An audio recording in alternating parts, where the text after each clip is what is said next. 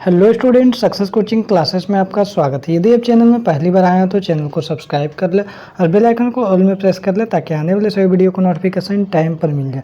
आज हम डिस्कस करने वाले हैं क्लास 9th का हिंदी का चैप्टर नंबर 1 दो बैलों की कथा हम आपको डिस्कस करने वाले हैं। तो उसके पहले हम आपको बता देते हैं जो दो बैलों की कथा है उसका लेखक परिचय हम लोग सबसे पहले देखने वाले हैं। तो लेखक परिचय में हम लोग क्या देखेंगे, सबसे पहले ये देखेंगे दो बैलों की जो कथा है उसका लेखक कौन है उसका लेखक। तो याद रखिएगा उसका लेखक क्या होगा, प्रेमचंद्र हो जाएगा। क्या हो जाएगा, प्रेमचंद्र हो जाएगा। उसका लेखक क्या है, प्रेमचंद्र। क्लियर है तक है। आगे देखते हैं। तो सबसे पहले इसी के बारे में डिस्कस कर लेते हैं। जो प्रेमचंद जो है उसका लेखक, जो उसका जन्म कब हुआ था, सन 1880 में हुआ था। कब हुआ था, सन 1880 में। स्थान कहाँ पे हुआ था, तो याद रखिएगा बनारस के लम्ही गांव में हुआ था। कहाँ हुआ था, बनारस के लम्ही गांव में। अब मृत्यु कब हुआ था, तो याद रखिएगा सन 1936 में हुआ था। कब हुआ था, सन 1936 में। अब देखिए यहाँ पर आपको जो है रचनाएं यहाँ पर आपको छोड़ दिया। कहानी संग्रह जो है वो क्या, मानसरोवर है, जो 8 भागों में है। उपन्यास क्या है, सेवा सदन है, और प्रेमाश्रम है, रंगभूमि है, कायाकल्प है, और निर्मला गबन, कर्मभूमि, गोदान आदि है। संपादन क्या है, हंस, जागरण, माधुरी आदि। तो ये हम लोग देख लिए इसका।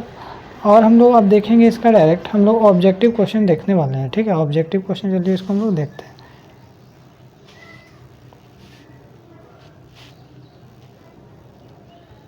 देखिए सबसे पहले हम लोग इसका ऑब्जेक्टिव क्वेश्चन देख रहे हैं। तो पहला ही क्वेश्चन क्या बोल रहा है, दो बैलों की कथा जो है पाठ के लेखक कौन है। तो याद रखिएगा दो बैलों की कथा पाठ का लेखक कौन है, तो याद रखिएगा प्रेमचंद। तुरंत ये भी बताया था।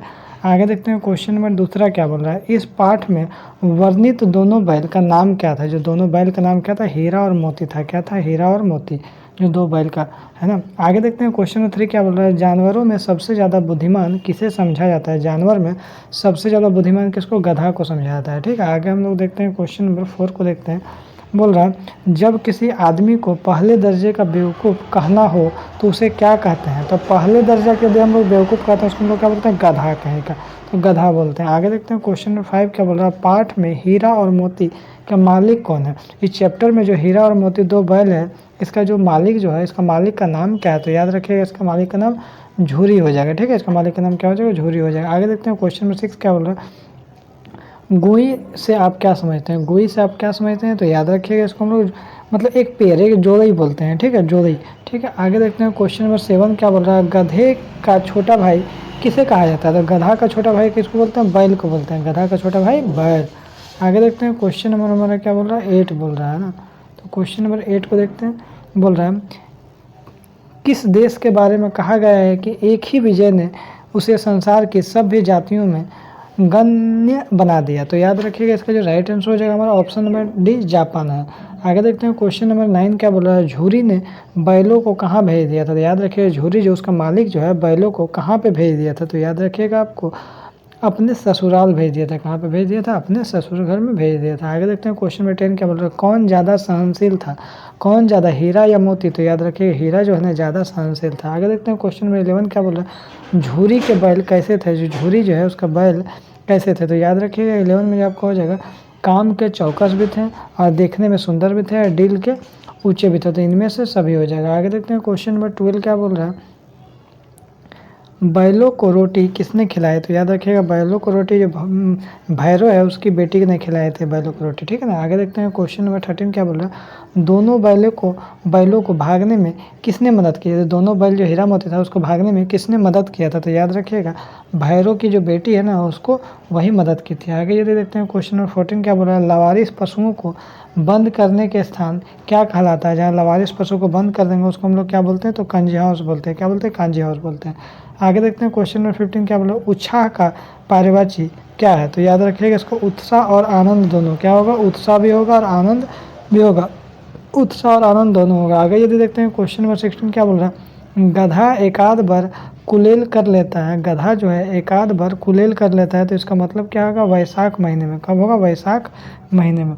आगे देखते हैं क्वेश्चन नंबर 17 क्या बोल रहा है, कांजी हाउस से हीरा और मोती को कांजी हाउस से हीरा और मोती को किसको बेच दिया गया। तो याद रखिएगा किसको बेच दिया था, तो दाढ़ियल को बेच दिया था। जो ना दाढ़ी वाला एक व्यक्ति था उसी को बेच दिया था। आगे देखते हैं क्वेश्चन नंबर 18 क्या बोल रहा है, किसके कारण हीरा और मोती ने नांद की ओर देखा तक नहीं, किसके कारण नहीं देखा था, तो याद रखिएगा अपमान के कारण नांद की तरफ देखा भी नहीं था। आगे देखते हैं क्वेश्चन में 19 क्या बोल रहा है, लेकिन औरत पर सींग चलाना मना है। औरत पर जो है ना, औरत की इज्जत करना है, औरत पर सींग चलाना मना है। यह किसका कथन, ये कौन बोला था स्टेटमेंट, हीरा या मोती, किसने कहा था, तो याद रखिएगा हम लोग इसमें कौन बोला था, हीरा बोला था, ठीक है ना, हीरा। आगे यदि देखते हैं क्वेश्चन में 20 क्या बोल रहा है, जो गया ने बैलों को किससे बांधा था, तो गया ने क्या जंजीरों से बांधा था या पतली रस्सियों से बांधा था, देखते हैं किस, तो आगे ऑप्शन,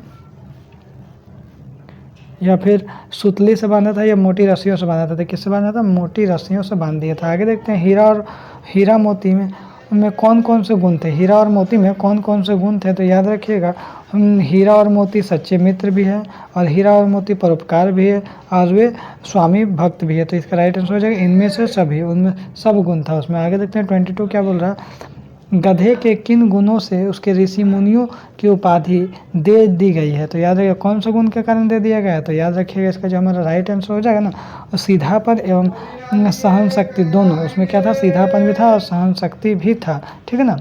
आगे यदि देखते हैं 23 क्वेश्चन क्या बोला, दो बैलों की पाठ जो कथा है, पाठ में हमें क्या सीख मिलती है, भैया दो बैलों के जो हम लोग कथा जो पाठ पढ़ते हैं तो हम लोग को सीख कुछ ना कुछ तो मिलता होगा मुझे, तो इससे क्या सीख मिलता है, आज़ादी के लिए संघर्ष करना, हमेशा आज़ादी के लिए संघर्ष करना। आगे देखते हैं पाठ के अनुसार गधे का क्या गुण बताया गया है, तो सीधापन है, पाठ में गधा का गुण क्या है, सीधापन है। आगे देखते हैं 25 क्या बोल रहा है, हीरा और मोती को गहरी मित्रता का पता कैसे चलता है, तो हीरा और मोती को जो है गहरी मित्रता का पता कैसे चलता है, तो एक दूसरे का भाव संभालते थे, एक दूसरे के लिए लड़ते भी थे हीरा और मोती। जब कोई उन्हें नुकसान पहुंचाने की कोशिश करता था तो एक दूसरे का साथ कभी नहीं छोड़ते थे मैंने हीरा और मोती। तो इसका राइट आंसर जो उपरोक्त सभी मैंने जो गहरी मित्रता का यही सब कारण से पता चलता था, जो एक दोनों में बहुत सारा हीरा और मोती मित्रता था। आगे देखते हैं 26 क्या बोल रहा है, दीवार का गिरना था कि अधमरे से पड़े हुए सभी जानवर चेत उठे, वाक्य में कौन सा भेद है, तो ये इसमें जो वाक्य है ना, इसमें कौन सा आपका भेद है, तो मिश्र वाक्य हो जाएगा, क्योंकि देखिए यहाँ पर याद रखिएगा जहाँ पर क में छोटी ई की मात्रा की है, मिश्रा जी की जो याद रखिएगा क में छोटी ई की मात्रा की है ना, तो इसका मतलब यह क्या हो जाएगा, मिश्र वाक्य हो जाएगा। आगे देखते हैं गधे के चेहरे पर कैसा भाव छाया रहता है, तो याद रखिएगा कैसा भाव, तो स्थायी विषाद भाव छाया रहता है। आगे देखते हैं 28 क्या बोल रहा है, सद्गुण शब्द में कौन सा उपसर्ग कौन सा उपसर्ग है, तो याद रखिएगा सद्गुण में आगे क्या सद आगे जो रहता है ना उसी को हम लोग क्या बोलते हैं, उपसर्ग बोलते हैं, सद। तो यहाँ क्या हो जाएगा, ऑप्शन नंबर ए हो जाएगा, ठीक है ना, सद्गुण में। आगे देखते हैं दो बैलों की कथा किस लड़ाई की ओर संकेत करती है, तो किस लड़ाई की ओर संकेत, पानीपत की लड़ाई की ओर संकेत करती है, एकदम याद रख लीजिएगा, इंपॉर्टेंट क्वेश्चन है। प्रेमचंद्र का निधन कब हो गया, जो लेखक जो उसका मृत्यु कब हुआ, तो ये भी हम आपको बता दिए थे 1936 में होता है, कब होता है 1936 में होता है। आगे देखिए निम्नलिखित में से कौन सी रचना प्रेमचंद्र का नहीं है, तो कौन सा रचना भाई प्रेमचंद्र का नहीं है, देखिए यहाँ पर क्या बोल रहा है, दोहा कोश, गोदान, गबन या कर्मभूमि, तो इसका जो राइट आंसर हमारा होने वाला है ना, ये क्या हो जाएगा आपका, दोहा कोश हो जाएगा। आगे देखिए प्रेमचंद्र का जन्म कहाँ हुआ था, तो प्रेमचंद्र का जो जन्म हुआ था ना वाराणसी के पास लम्ही गांव में हुआ था, ये भी हम आपको पहले बता दिए थे। आगे देखते हैं 33 क्या बोल रहा है, बैलों का जन्म लिया है तो मरने से कहाँ तक बचेंगे, यह कथन किसका है, तो ये कथन कौन बोला था, तो याद रखिएगा मोती बोला था, ठीक ना। आगे देखते हैं 34 क्या बोल रहा है, बछिया के ताऊ मुहावरे का अर्थ क्या होता है, बछिया के ताऊ मुहावरे का जो अर्थ होता है मूर्ख व्यक्ति होता है। आगे यदि देखते हैं हम 35 क्या बोल रहा है, झूरी की पत्नी दोनों बैलों से नाराज होकर उन्हें क्या कहने लगी, तो उन्हें क्या कह रहे थे, नमक हराम कर रहे थे। इसमें टॉप हम लोग देखे क्या, आज हम लोग टॉप देखे 35 क्वेश्चन देखे, ये हमारा वीडियो का पार्ट 1 था। पार्ट 2 में इसका टोटल क्वेश्चन को ऑब्जेक्टिव खत्म कर देंगे। तो यदि आपको वीडियो अच्छा लगा तो लाइक करिएगा, शेयर करिएगा, अगर चैनल में नए हैं तो चैनल को सब्सक्राइब जरूर कर लीजिएगा। फिर हम लोग मिलते हैं नेक्स्ट वीडियो में। Thank you so much.